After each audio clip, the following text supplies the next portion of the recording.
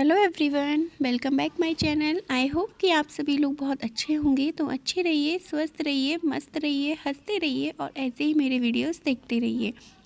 तो आज हमेशा की तरह फिर से मैं लेकर आई हूँ आप लोगों के लिए बहुत ही यूज़फुल टिप। एक्चुअली ये थोड़ा टिप से ज़्यादा ये आज का क्लीनिंग ब्लॉग होने वाला है, क्योंकि आज मैं आपको बताने वाली हूँ कि सुबह उठते ही मैं सबसे पहले क्या क्लीनिंग करती हूँ। लेकिन ये जो मैं शूट कर रही हूँ ये अर्ली मॉर्निंग का तो नहीं है। वैसे मैं ये सारे काम 6 बजे कर लेती हूँ सुबह, लेकिन अभी मैं थोड़ा लेट कर रही हूँ बिकॉज़ आज बच्चों की छुट्टी थी तो बच्चे लेट तक सो रहे थे, वरना वो सुबह बहुत जल्दी उठ जाते हैं स्कूल के लिए। मतलब 6 बजे उठ जाते हैं, इसलिए मैं ये काम पहले ही कर लेती हूँ। तो उनके उठते ही मैं सबसे पहले ये काम निपटाती हूँ कि अपना जो भी है ना बेड वगैरह ठीक कर देती हूँ, क्योंकि अभी मेरे हस्बैंड के हाथों में भी फ्रैक्चर हुआ है तो बच्चों को स्कूल छोड़ने लेने का काम भी मुझे ही करना पड़ रहा है, अदरवाइज़ मेरे हस्बैंड कर लेते थे। तो मेरा थोड़ा सा काम बढ़ गया है, तो मैं अपना बेड वगैरह हमेशा क्लीन कर बहुत कोशिश करती हूँ कि सुबह उठते ही सबसे पहले अपना बेड क्लीन ज़रूर कर दूँ, क्योंकि एक बार को बेड क्लीन हो जाता है ना तो ऐसा लगता है कि हाँ चलो पूरा रूम शांत है, क्योंकि वहाँ से थक कर आती हूँ सारे काम निपटा के और बच्चों को छोड़ छाड़ के आती हूँ, तो थोड़ा सा बस इतना लगता है कि हाँ चलो बेड क्लीन मिल जाएगा तो मतलब आराम कर लेंगे थोड़ा सा। क्योंकि सुबह मैं 5 बजे उठती हूँ, फिर सारा घर का काम वगैरह बच्चों के लिए खाना पीना बनाना, उनको छोड़ कर आना, तो इसमें काफ़ी मेरा 2 घंटे बर्बाद हो जाते हैं। तो 2 घंटे कंटिन्यू वर्क करने के बाद थोड़ा तो रेस्ट बनता है, और उसमें भी अगर बेड वगैरह ख़राब मिलता है तो बहुत ही ज़्यादा टायर्डनेस फ़ील होती है। तो मैं वैसे भी मतलब इतना मेक श्योर हमेशा ही करती हूँ कि अपने जो बेड वगैरह की क्लीनिंग है, रूम की क्लीनिंग है, वो बच्चों के जाते ही तुरंत मैं कर देती हूँ, क्योंकि अगर एक बार को थोड़ा सा आराम कर लिया ना तो फिर आलस आ ही जाता है। इसलिए मैं हमेशा सारा काम निपटा के ही बैठती हूँ। तो यहाँ पर देखिए बेड ऑलमोस्ट सारा सब कुछ हो गया है, बस यहाँ पर मुझे अब थोड़े से पिलो वगैरह सेट करने हैं। तो यहाँ पर फटाफट से मैंने पिलोज़ वगैरह और जो भी कुशन वगैरह थे उनको भी यहाँ पर लगा दिया है। तो बेड तो पूरा अरेंज हो चुका है, जैसे कि हम लोग देख सकते हैं।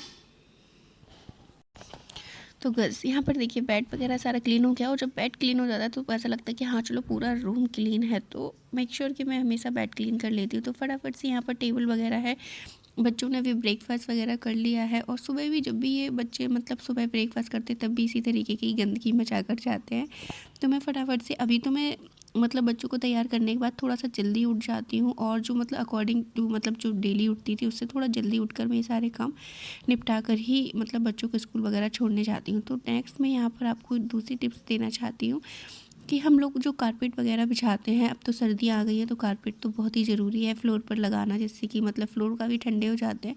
तो लेकिन इनको जब क्लीन करते हैं, इस तरीके का ब्रश वगैरह हम क्लीनिंग के लिए यूज़ करते हैं, तो इसमें क्या है देखिए कितनी सारी गंदगी फंस जाती है। तो इसको भी क्लीन करना बहुत ज़रूरी होता है। अदरवाइज़ क्या करता है, ये जो भी कूड़ा भरता है तो वापस से इसको बाहर मतलब फेंकने लगता है, तो इसको इन करने की बजाय वो आउटर करने लगता है। इसलिए हमें इसकी भी टाइम टू टाइम क्लीनिंग करती रहनी चाहिए, क्योंकि ये ब्रश ही है जो कि सारी गंदगी को अपने अंदर इनपुट करता है।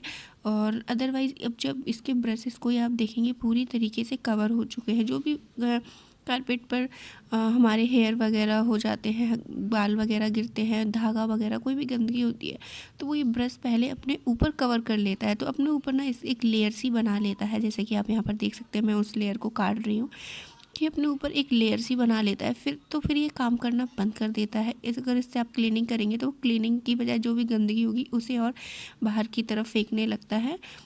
तो इसलिए इसकी भी क्लीनिंग बहुत ज़रूरी है। तो इसमें ज़्यादा नहीं, जब बस ये बाल वगैरह हैं, और ये कि हमारे कारपेट को तो बहुत अच्छे से क्लीन करता है, लेकिन ये इसमें इसकी भी क्लीनिंग हमें करनी चाहिए। जब मैं हमेशा बोलती हूँ कि जो चीज़ हमारी क्लीनिंग के लिए यूज़ होते हैं उनकी भी क्लीनिंग बहुत ज़्यादा ज़रूरी है। वो लाइक आपका कोई भी ब्रश हो, वाइपर हो, या आपका कोई भी मतलब कोई भी चीज़ होती है, डस्ट ट्रे वगैरह कुछ भी, उन सब की क्लीनिंग भी बहुत ज़्यादा ज़रूरी है।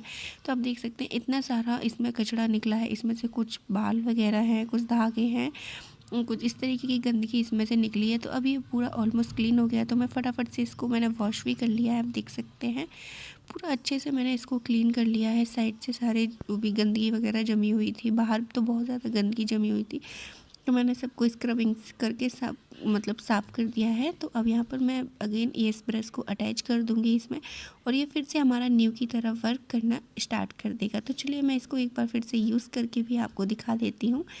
तो उससे पहले मैं इसको अटैच कर लेती हूँ, जैसे कि ये अटैच होता है।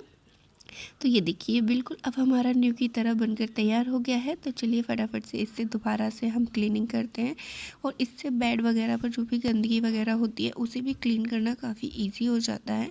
और ये देखिए अब ये कितने अच्छे से वर्क कर रहा है यहाँ पर। तो अब इस तरीके से तो इसकी भी टाइम टू टाइम अगर आप इस तरीके का ब्रश यूज़ करते हैं तो उसकी भी क्लीनिंग करनी बहुत ज़रूरी है। नेक्स्ट टिप्स मैं यहाँ पर अपने किचन में लेकर आई हूँ। तो किचन के लिए जब भी आप इस तरीके से बर्तन वगैरह हम यूज़ करते हैं खाने के लिए, फिर उसको ऐसे ही सिंक में रख देते हैं, तो क्या होता है कई बार उनमें कुछ चाय वगैरह कुछ भी चीज़ है चिपकी तो रहती ही है, तो वो सूख जाती है, फिर उसको क्लीन करना थोड़ा मुश्किल हो जाता है, काफ़ी रगड़ना पड़ता है। तो जब भी आप सिंक में बर्तन डालें तो बस इस तरीके से मेक श्योर कीजिए कि थोड़ा सा पानी बर्तनों में ज़रूर डाल दीजिएगा, जिससे कि उनके तले में जो भी गंदगी है वो चिपके नहीं, और अगर चिपक भी गई है तो भी मतलब वो फूल जाएगी। तो जब भी आप अपने बर्तनों को वॉश करेंगे तो वो इजी तरीके से वॉश हो जाएंगे बिना किसी मेहनत के। तो इस ट्रिक को ज़रूर फॉलो कीजिए गाइस। नेक्स्ट टिप्स इसी में ही है कि कभी कभी क्या होता है कि हमारा कोई भी ऑयल का बर्तन होता है, तो हम उसमें डाल देते हैं, या फिर कोई भी कढ़ाई वगैरह सब्जी की होती है तो भी उसका ऑयल उसको एक साथ बर्तनों के अंदर डाल देते हैं, तो क्या है वो अपनी सारी जो चिकनाहट है वो और भी बर्तनों में लग जाती है, फिर बर्तन बहुत चिकने हो जाते हैं। तो उसको हटाने के लिए आप ये ट्रिक फॉलो कर सकते हैं कि आप एक कटोरी में गर्म पानी ले लीजिएगा इस तरीके से, और बाकी के अगर पानी बच जाता है तो बर्तनों पर डाल दीजिएगा। ठीक है, तो क्या करना है आपको कि इस तरीके का कोई भी स्क्रब ले लीजिए, जो भी आप यूज़ कर रहे हैं रेगुलर यूज़ में ले रहे हैं आप वो ले लीजिए, हल्का सा डिप कीजिए, गर्म है इसलिए आपको पहले एजिस को ही करना है, फिर आप उसमें जो भी आप लिक्विड वॉश या सोप वगैरह जो भी यूज़ करते हैं उसको लगा लीजिए, और उसके बाद आप अपने बर्तनों पर रफ़ कीजिएगा। ठीक है, तो जिस तरीके से आप बर्तन रफ़ करेंगे तो इससे क्या है कि चिकनाहट बिल्कुल चली जाएगी, आपका जो भी है मतलब ज़्यादा वेस्टेज नहीं होगा और ज़्यादा रगड़ना भी नहीं पड़ेगा। लेकिन अगेन बार बार आपको पानी में डिप करते रहना है, साबुन लगाना है और उसी गर्म पानी में डिप करते रहना है बार बार। इस तरीके से आप करेंगे तो देखेंगे कि सारी जो चिकनाहट है बर्तनों में लग जाती है तो वो ईज़िली निकल जाएगी और आपके बर्तन भी बहुत अच्छे से चमक जाएंगे। तो फटाफट से इनको वॉश करके भी आपको दिखाती हूँ।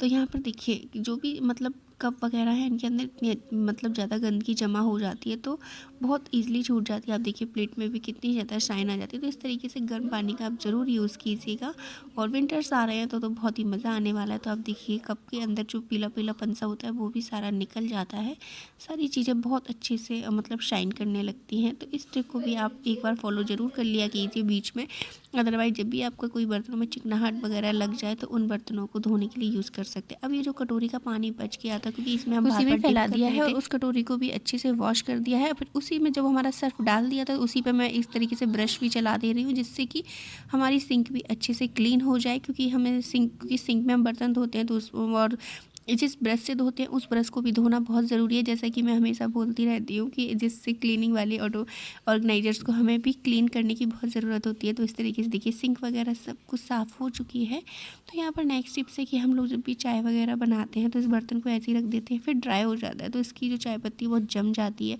सही से छूटती नहीं है। फिर हम जब भी इसको वॉश करते हैं तो हमें थोड़ा टाइम लग जाता है इसको क्लीन करने में। तो आप क्या कर सकते हैं, जब भी चाय बनाएं तो चाय बनाने के बाद तुरंत ये काम ज़रूर कर लें कि हल्का सा इसमें पानी इस तरीके से डालें और इसकी जो भी चाय पत्ती रह जाती है उसको भी आप इस तरीके से करके स्ट्रेनर में पूरा निकाल लीजिए। ठीक है, ज़रा सी भी चाय पत्ती आपके उसमें नहीं रहनी चाहिए, और बस इस तरीके से।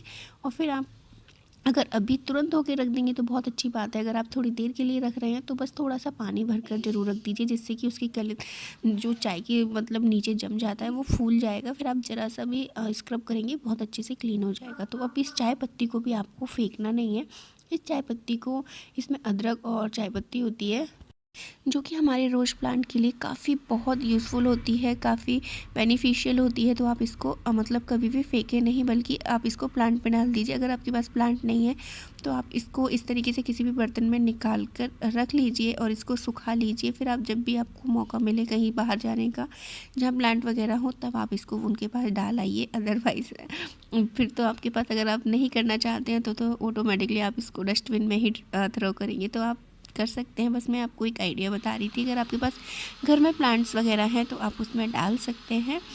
और अब इस बर्तन को भी मैं आपको अच्छे से क्लीन करके दिखाती हूँ। तो देखिए मैंने पानी भर दिया था तो बहुत जल्दी हो जाता है। आपको बस स्टील वाला स्क्रबर लेना है और बस हल्का सा ही स्ट्रोक लगाएंगे और ये बिल्कुल अच्छे से क्लीन हो जाएगा। तो और आपने देखा ही होगा कि अगर चाय का बर्तन सूख जाता है तो वो कितना ज़्यादा टाइम लेता है। तो गाइस ये थे मेरे आज के कुछ यूनिक टिप्स। आई होप कि आपको पसंद आए हो। पसंद आए तो प्लीज़ वीडियो को लाइक और चैनल को सब्सक्राइब कर दीजिएगा। फिर मिलेंगे नेक्स्ट